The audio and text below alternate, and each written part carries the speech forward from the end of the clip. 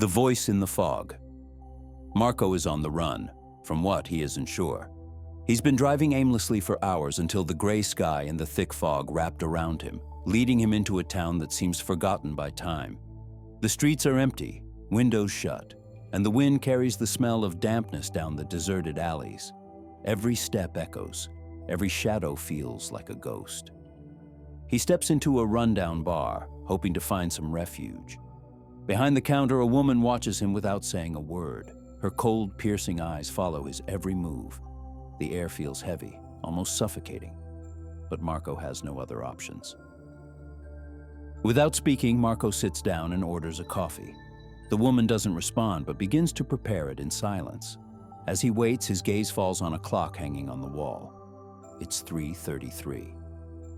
The clock has stopped, as if time itself has frozen.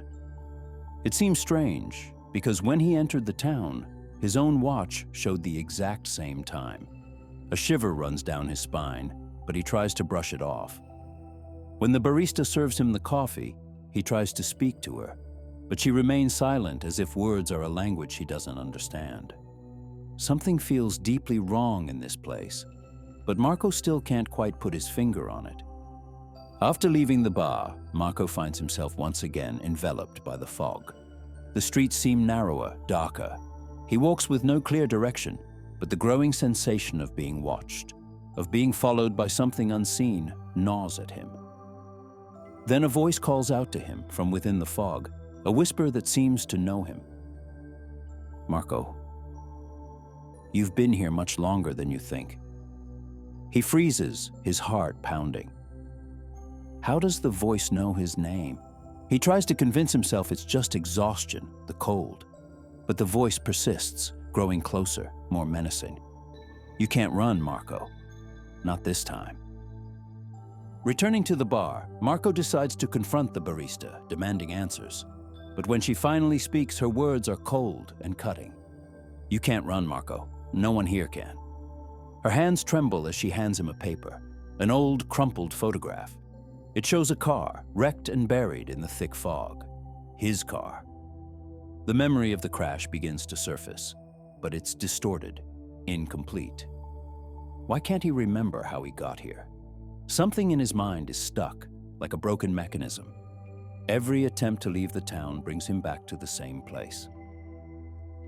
The fog thickens, and Marco feels the weight of his past pressing down on him.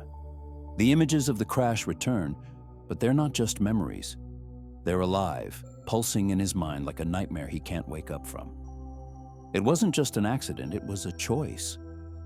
But the choice of what? He runs toward the old bridge outside town, hoping to find an escape, but the sight that greets him stops him cold.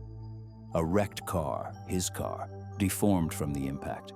And inside, it's him. A reflection from the past, trapped in that moment of terror. It's as if the town is forcing him to confront himself, to face a truth he's tried to bury. The town feels alive, every building, every street like they have a heartbeat that matches Marco's fear. There is no escape. Every corner leads him back to that moment. Every step drags him deeper into himself. He stops, exhausted. The fog isn't just outside, it's inside him, clouding every thought, every memory. And in that moment, he understands. The town isn't real. It's a projection of his mind, of his pain, of his guilt. He can't escape it because he can't escape himself. Marco wakes up in a place he doesn't recognize. The walls are white, sterile, and the silence is deafening. He hears the ticking of a clock, but this time it's not stopped. Time has resumed, but he remains trapped, inside something he still can't define. He looks out the window.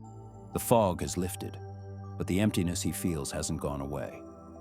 The world seems to have returned to normal, but Marco knows something has changed. The battle he fought isn't over. The town may be gone, but inside him, the echo of the voice remains. Because facing the past is only the beginning of a fight he'll have to confront every day. If you enjoyed this story, you'll find many more right here on the channel. Subscribe, leave a like, and support me so you don't miss the next tales. Thank you.